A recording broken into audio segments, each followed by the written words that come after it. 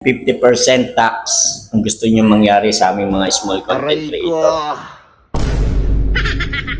Dapat patawan ng 50% tax ang lahat ng content creators, maliit man o malaki. Ang dali kasing kumita sa social media ngayon.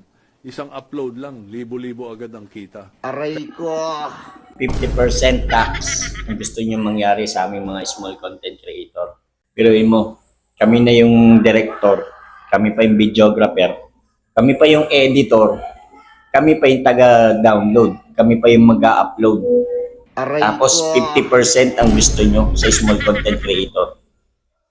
Viral na nga yung video, wala pang kita, $0.01. Hahatiin pa. Nasaan ang hustisya? Diba? Pag-aralan nyo po muna yung batas na gusto nyo isulong kasi apektado po kami mga nangangarap na kumita sa maliit na halaga.